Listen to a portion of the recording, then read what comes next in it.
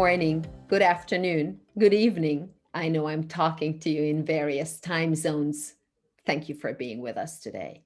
My name is Krista Bombera, and I'm pleased to welcome you to this event, which highlights the results of 3 years of research that was carried out to improve our understanding of inequalities. This is an area of research that could not be more topical, as the current pandemic is clearly widening the already growing gap between rich and poor.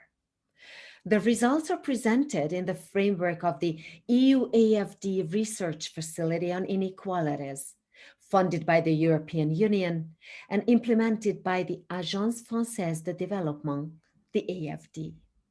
Neither the European Union nor the AFD need much introduction, but allow me to briefly tell you about the EU AFD Research Facility on Inequalities and its work. The EU and the AFD launched the facility in 2017. It is devoted to enhance the knowledge and understanding of social and economic inequalities.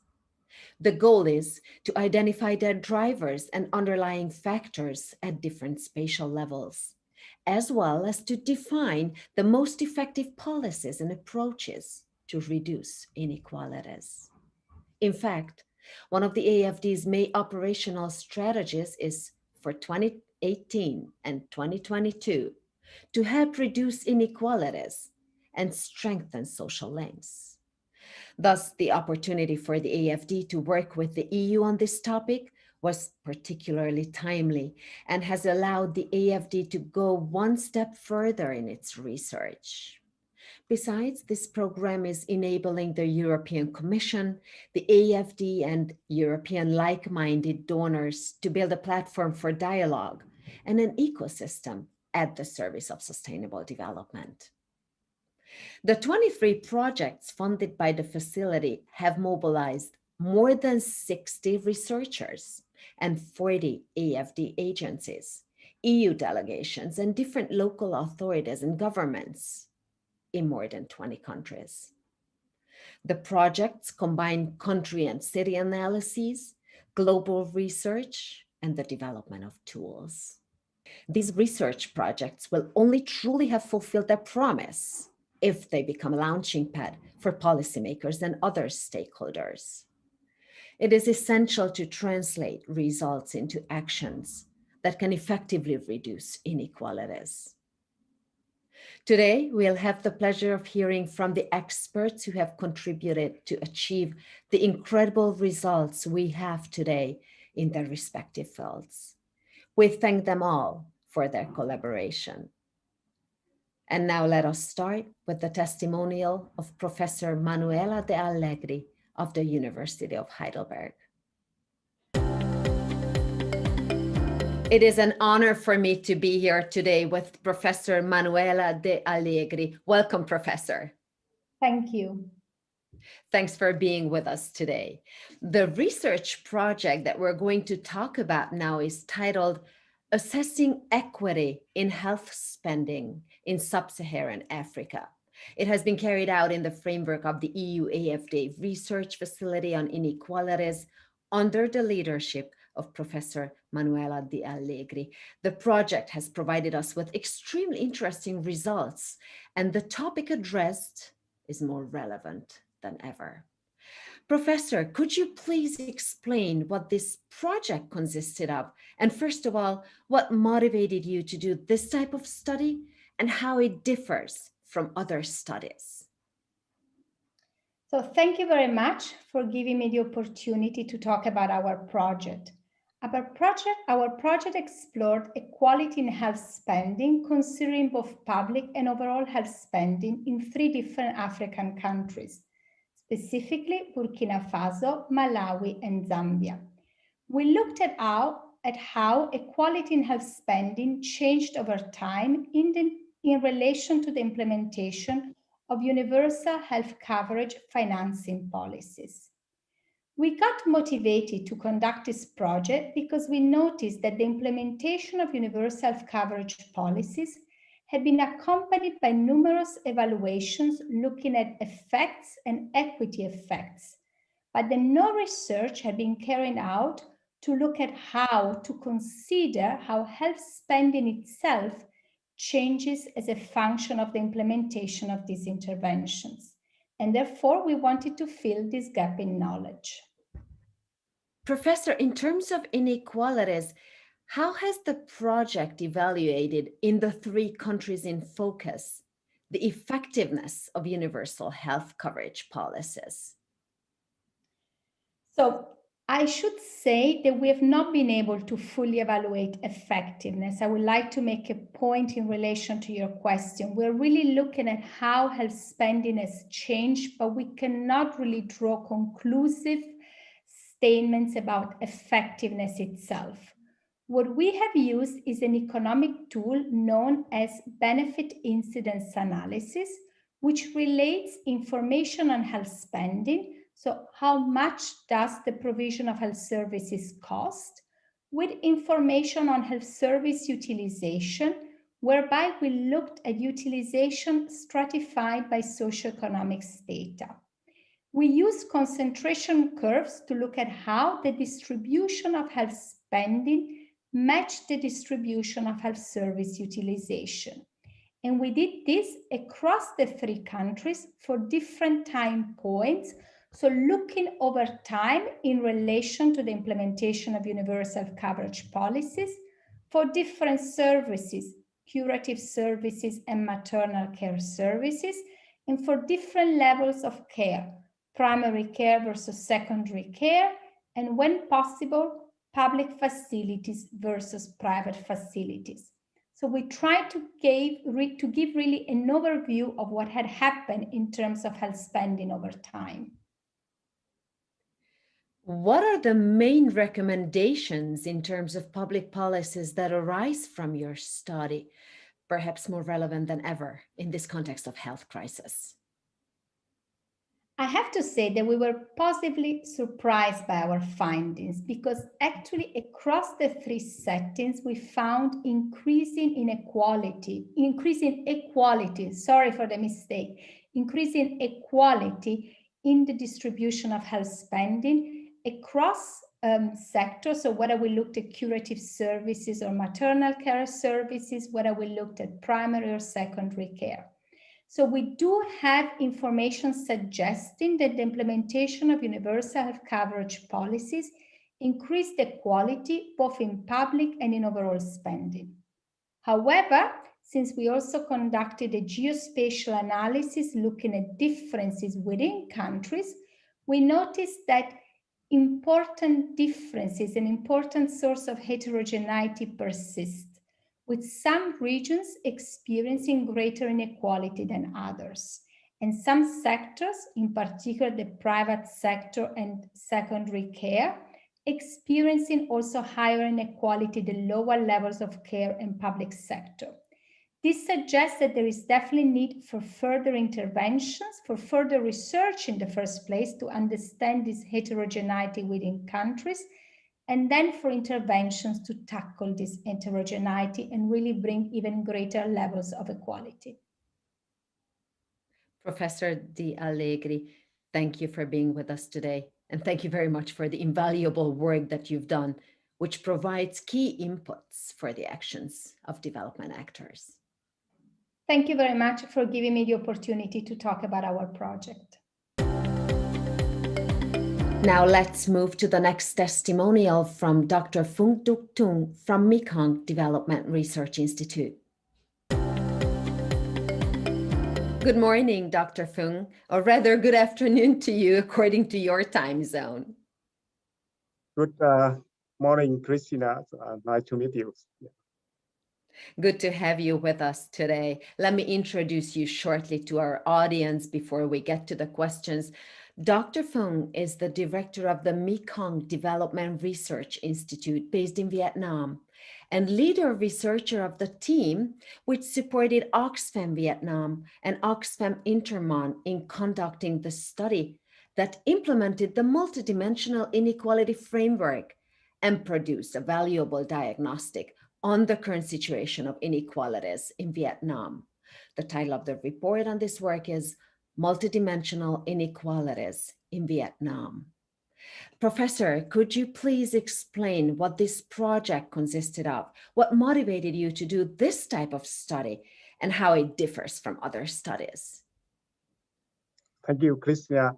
So as most of you might already know, Vietnam is successful in poverty reduction in past 30 years, and most of the research in 30 years mainly focus on poverty reduction, analysis of poor people, and measure impact of poverty reduction program and policy. Very few research look at the inequality and many on income only. That's why we would like to use the multi-dimension inequality frameworks developed by London School of Economics and Oxfam to conduct research in Vietnam. And our research try to examine multi-dimension inequality in Vietnam. Addition to look at the income and assets, we focus on the important domains, including life and health, education and learning, and participation, influence, and voice. Whereas these are the most emerging issue in Vietnam, and many reflect inequality in opportunities. So our study to enrich the inequality analysis and potential implementation of IMF in Vietnam. That's why it is different from previous study when it have comprehensively examined inequality from a multi-dimension perspective. Professor Fung, what would you say the main conclusions of this diagnostic are? So our research findings show that there are the last gap in capability to enjoy the right to the proper quality education and to experience a life free of illness with access to quality healthcare between sub-population group in Vietnam.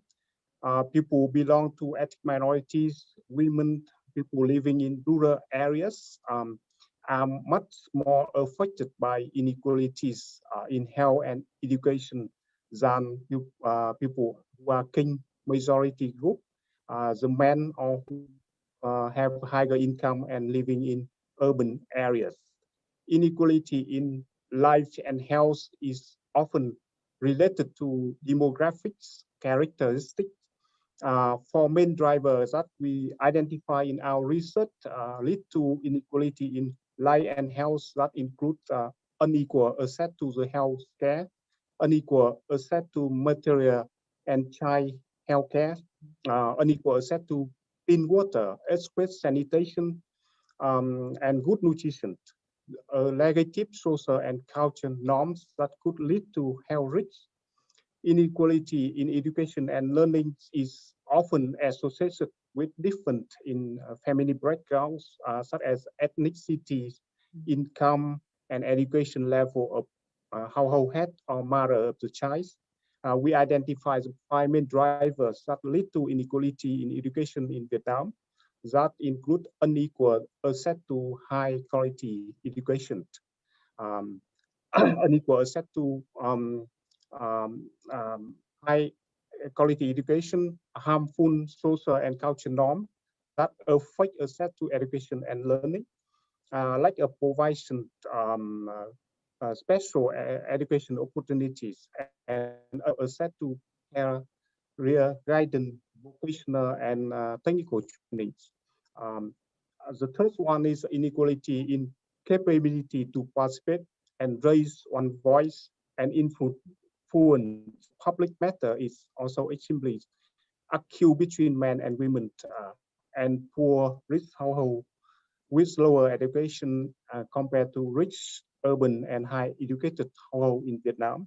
There are four main driver identifies that lead to inequality in participation and voice that include income and education inequalities, the prevalence of social and cultural norms that diminish the women empowerment, ineffective list in encouraging the democratic participation of all population group, and inefficiency in forcing and secure transparency and prevent corruption.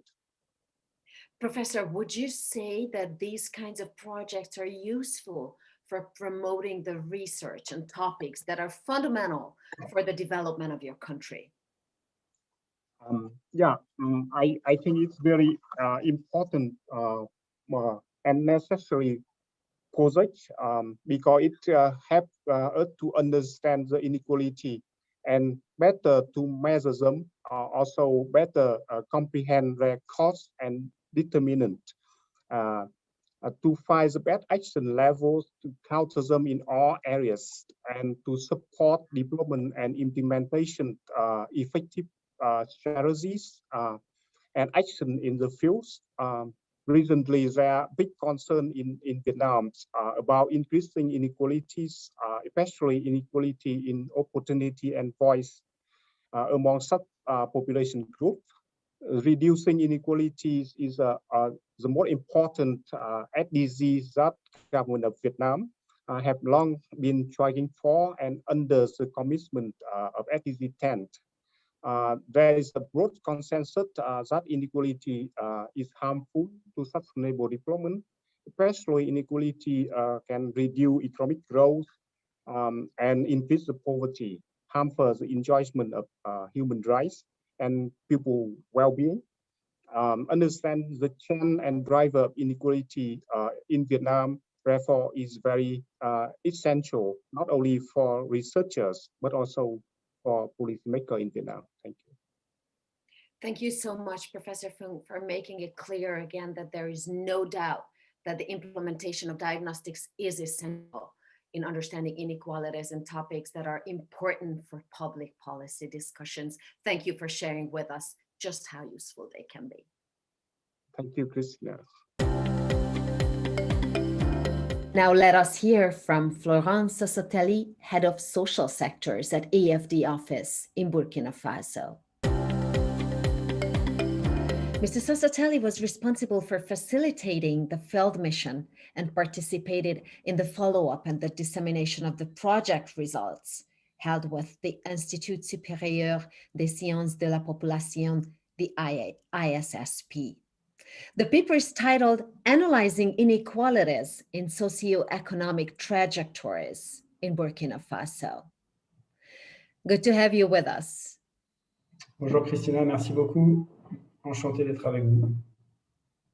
Mr. Sotelli, let me first ask you how the implementation of research projects, such as the one conducted in the framework of the facility, has allowed you at the AFD agency in Burkina Faso to work with research centers on site.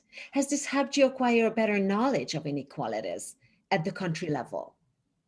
Eh bien, Christina, tout d'abord, peut-être il est important de rappeler que malheureusement, trop souvent, au niveau de nos pays d'intervention, les écosystèmes de la recherche sont parfois un peu dans des corners, enfin en tout cas sont parfois assez loin des agences de développement et en tout cas des gouvernants ou des ministères sectoriels pour lesquels ils sont amenés à travailler. Et donc, on a parfois un décalage entre ce monde de la recherche dynamique, actif et les praticiens du développement qui travaillent avec les politiques. Donc, ce projet nous a d'abord permis de nous rapprocher, ou en tout cas de faire un pas vers ce monde de la recherche, bien qu'on ait d'autres acteurs, d'autres partenaires et d'autres études en cours, mais en tout cas nous a permis d'avancer vers l'ISSP, donc l'Institut supérieur de sciences et de population, qui a conduit cette étude. Et donc, c'est un acteur avec lequel aujourd'hui on travaille sur la base de cette étude, mais également sur d'autres projets qui émanent en partie, ou en tout cas qui ont été alimentés par les résultats de cette étude. Donc, pour vous donner un exemple très concret, l'ISSP intervient aujourd'hui dans le cadre d'un programme de protection sociale. Donc, nous appuyons le programme national de protection sociale, cofinancé par la Banque mondiale et la KfW. Et donc, l'ISSP intervient en tant qu'acteur au niveau de l'enrôlement des ménages et du suivi-évaluation de ce programme, donc il y a un programme de transfert monétaire qui cible 10 000 ménages vulnérables dans la ville de Ouagadougou. Voilà. Et donc, on a, dans un premier temps, bénéficié des résultats de la recherche pour réfléchir et concevoir un peu ce programme, en tout cas les mesures d'accompagnement qui viennent soutenir les ménages vulnérables sur les questions de santé et de nutrition. Donc ça, c'était la première phase. Et dans la deuxième phase, on a l'ISSP qui intervient comme acteur direct. Et donc, on arrive à mixer des acteurs du terrain et des acteurs de la recherche, ce qui est tout à fait pertinent. Mr. Sassatelli, can you please tell us how this project has given you the inputs to fuel the discussions that your agency and broadly AFD can have in terms of public policy with governments and local authorities? Maybe you can give some examples of conferences, meetings, discussions with local authorities, and so on. Merci. Oui, donc peut-être pour donner un exemple très concret sur un secteur de concentration de l'AFD au Burkina Faso, qui est donc l'éducation. On intervient aujourd'hui en appui à la politique sectorielle éducation-formation grâce à un fonds commun qui est mis en œuvre via une aide budgétaire sectorielle ciblée. Dans le cadre de cet outil de financement, il y a un dialogue sectoriel annuel qui s'établit et qui nous permet, à nous, à AFD, mais aux autres partenaires de ce fonds commun, d'avoir un dialogue de politique publique étroit avec le gouvernement et notamment avec le ministère de l'Éducation nationale. Dans le cadre de ce dialogue sectoriel, cette étude, notamment les résultats de cette étude sur le volet éducation, nous ont permis déjà de valoriser la recherche burkinabé, mais également de rappeler ou en tout cas de mettre en lumière certains défis du secteur qui persistent toujours après, avec un regard sur 10-15 années, de manière transversale. Donc, par exemple, la question des réductions de disparités d'accès à l'éducation, la question de la scolarisation des filles, notamment au niveau du secondaire, puisqu'au niveau du primaire, la parité est atteinte, au niveau du post-primaire, on y est quasiment. Ces problématiques et ces enjeux-là sont relevés dans l'étude et nous permettent de les remettre un petit peu sur le devant de la scène dans le cadre de notre dialogue avec les autorités, avec pour objectif que en tout cas les programmations budgétaires et les priorités qui sont choisies reflètent la réalité de terrain. Et donc que ces lignes-là puissent bouger grâce aux résultats de la recherche, c'est quelque chose qui nous semble important. En tout cas, articuler les résultats de la recherche avec les décisions politiques, c'est un élément incontournable aujourd'hui et que nous a permis en partie ce projet-là. Mr. Sassatelli, thank you for the very specific examples and your insight in general into how this project has changed the way you work. Thank you for being with us today. Merci beaucoup. Bonne journée. We are happy to have with us Ambassador Rina Kionka, Ambassador of the European Union to South Africa.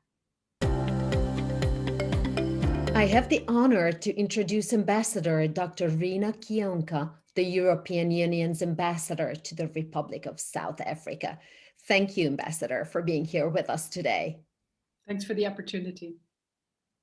The EU delegation has had a crucial role in the development of our project in focus and was strongly involved with AFD in following all the phases of the research projects carried out in South Africa. Let me point out one in particular titled The Development of Inequalities Diagnostic. And there have been also various studies that aimed at understanding the dynamics of earnings distribution. Ambassador Kionka, thank you for sharing the project research in South Africa with us today. I would like to ask you how you think the projects of the research facility on inequalities have been articulated with the cooperation activities of the EU delegation.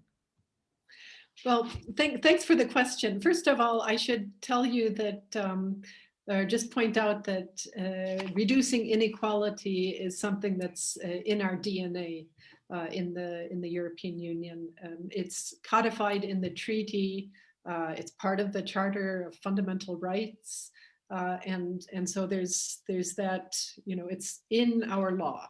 It's also a political commitment from this current Commission President Ursula von der Leyen has made strong statements about the need to work for a world, create a world that's created on equality and striving in that direction. Certainly the member states are on board with that as well.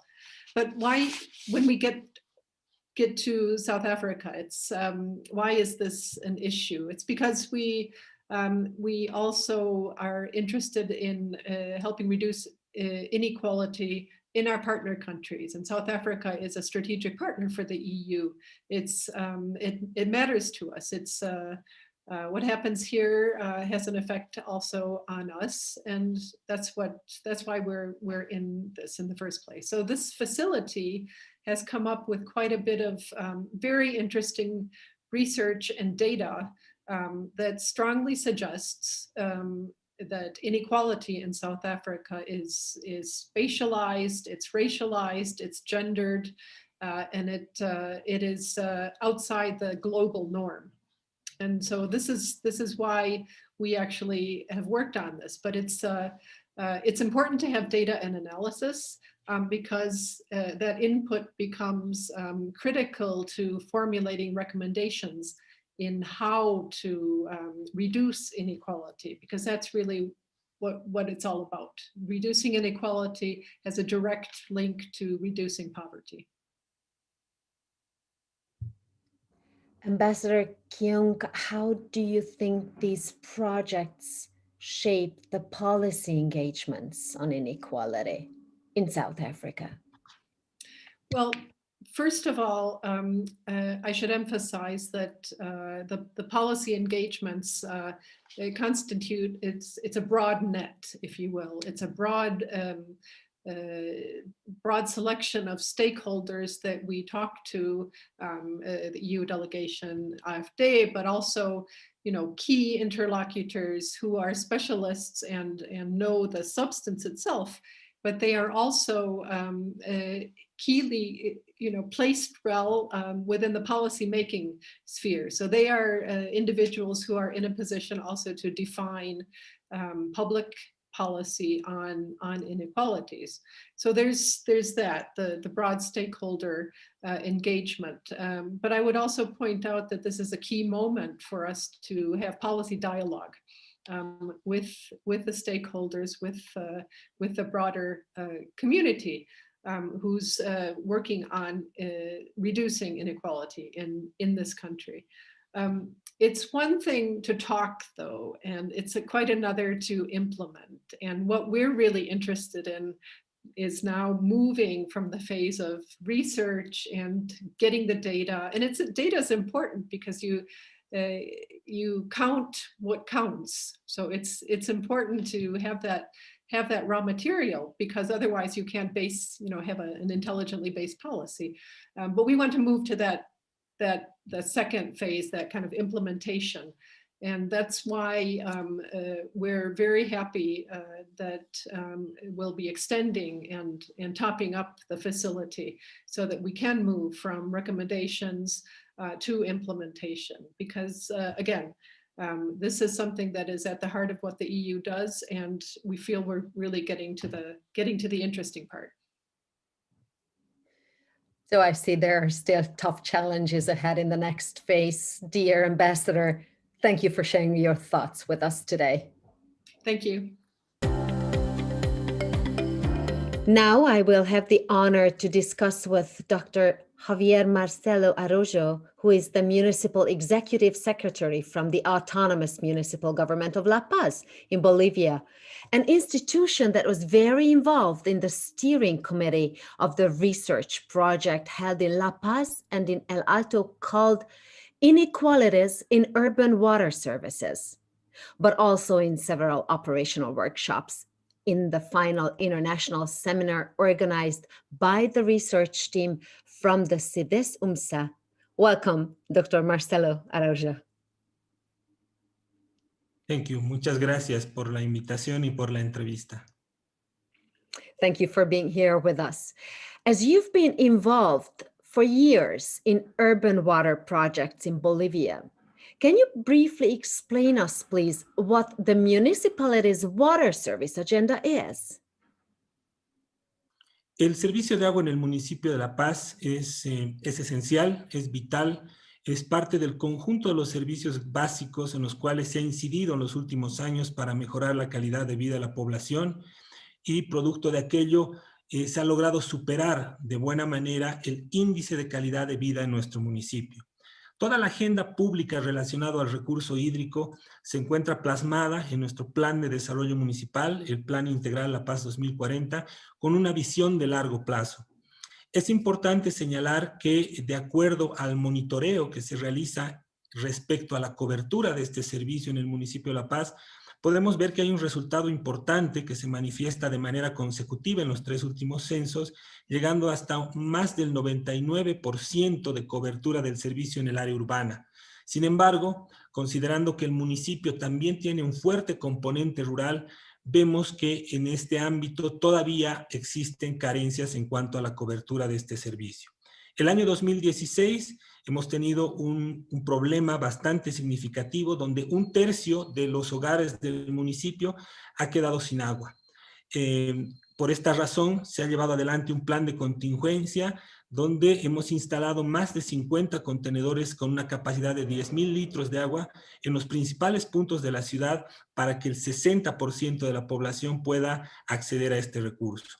Esta crisis que se ha manifestado en el año 2016 ha dado cuenta de tener que reconducir un poco la mirada y generar una agenda que sea concurrente con el nivel nacional, departamental y municipal, que permita garantizar el acceso al servicio y poder concluir con toda la renovación de la infraestructura que en este momento se encuentra bastante obsoleta en el caso del municipio de La Paz. How do you think research is important, and more specifically, how is the research titled Inequalities in Urban Water Services in La Paz and in El Alto useful for decision-making or for management in general, for local government policymakers? Bueno, las investigaciones realizadas en materia del recurso hídrico son muy importantes en el contexto actual, producto del cambio climático y para viabilizar esta visión de desarrollo que hace nuestro municipio sostenible. Las políticas municipales en el marco del acceso al agua para la población paceña abarcan varios hitos, entre los cuales podemos señalar algunos. Número 1, es importante el cuidado que todas las familias deben tener en el territorio para que se cuente con un servicio de calidad y a precios justos en la ciudad. En este momento la administración que nosotros tenemos es producto de una intervención del Estado y que abarca no solamente al municipio de La Paz, sino también al municipio de El Alto. En esta línea es importante ver que exista una equidad, no solamente en términos de acceso con las nuevas conexiones, sino también en términos de costos para las familias. Número 2, la cobertura y distribución por la red a todas las viviendas del territorio es una prioridad, sobre todo para los barrios en laderas altas. Recordemos que La Paz, más del 45% de sus vías son de alta pendiente y por tanto requieren que exista mayor énfasis en estas poblaciones que además están más alejadas del centro. Número 3, lograr la equidad de la distribución del agua, cuidando que el acceso al servicio tenga un precio accesible. Número 4, la estabilización de los suelos para poder regularizar los asentamientos humanos en distintas partes del territorio y que puedan acceder de manera adecuada a este servicio.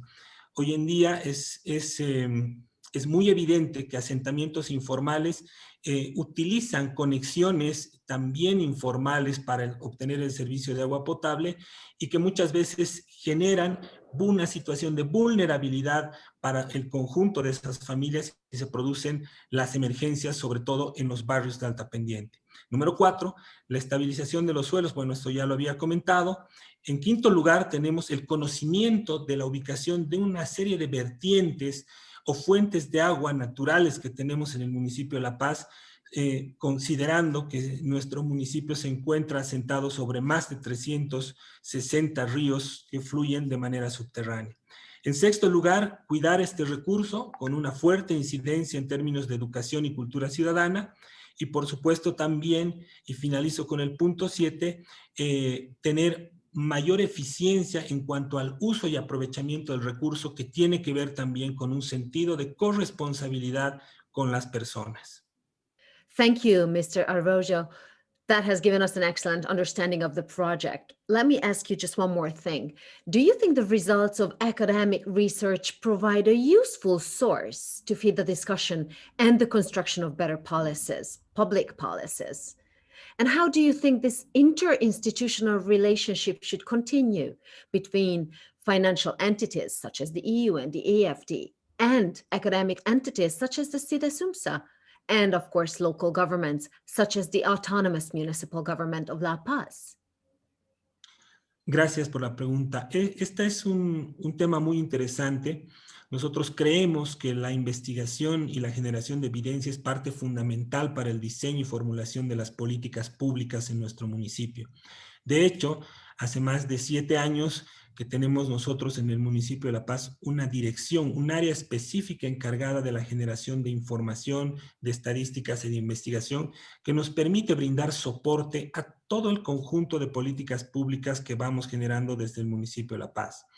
Es esencial contar con esta información porque no solamente nos permite hacer un análisis científico y generar evidencia respecto a diferentes problemas, sino que también nos permite de alguna manera la interacción con la gente y con los involucrados para escuchar y para contener también el conjunto de sus preocupaciones.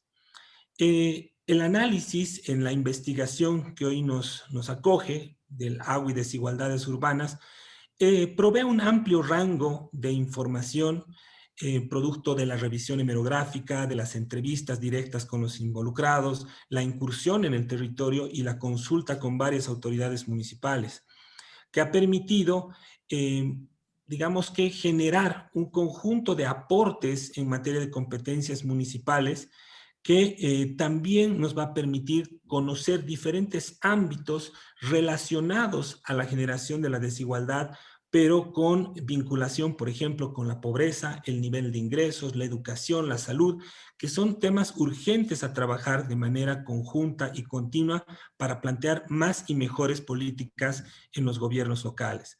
Específicamente en el municipio de La Paz, esto nos va a permitir establecer una territorialización de las intervenciones que se necesiten hacer en nuestro municipio, pero sobre todo refrendar y respaldar nuestra acción para poder coordinar de mejor manera con el nivel departamental y el nivel nacional. El aporte desde la Unión Europea y de la Agencia Francesa de Cooperación para el Desarrollo han permitido que esta investigación vaya adelante. Y como instituciones de manera externa han permitido también esta vinculación con la academia para que de manera conjunta entre el gobierno local, la academia y con el apoyo de la cooperación podamos tener estos nuevos insumos que nos van a permitir replantear o reconducir nuestras políticas municipales. El Plan 2040 al cual hacía referencia está en este momento en proceso de evaluación y a partir de esta evaluación también nos permitirá reenfocar nuestro accionar, priorizar una cartera distinta de proyectos y de programas a futuro, los cuales nos van a permitir reducir esta brecha de desigualdad, por ejemplo, en términos de la cobertura entre el área urbana y el área rural, y por supuesto ser mucho más eficientes en toda la distribución de este servicio. Pero además, también está el desafío de consolidar una empresa bimunicipal de gestión del recurso hídrico, que se la ha planteado ya como una propuesta a nivel nacional. Existen varias observaciones al respecto, sobre todo de carácter político, pero esperemos también que estos insumos nos permitan llegar a un resultado óptimo para el beneficio de toda la población. Thank you for illustrating so well how a research project like this can make a real impact on policy and practice, and at the end, in the construction of a better place for the people. Thanks for being with us. Muchas gracias por la entrevista y por el tiempo. Agradecer a CIDE-SUMSA, por supuesto a la cooperación francesa y a la Unión Europea por llevar adelante esta investigación que, como ya mencioné, va a ser muy importante para el desarrollo de nuestras políticas, de nuestros programas y nuestros proyectos para llegar a la Paz que queremos al 2040. Muchísimas gracias. The testimonials we've just seen from researchers, practitioners, and policymakers demonstrate that the work carried out by the EU AFD research facility on inequalities is fundamental.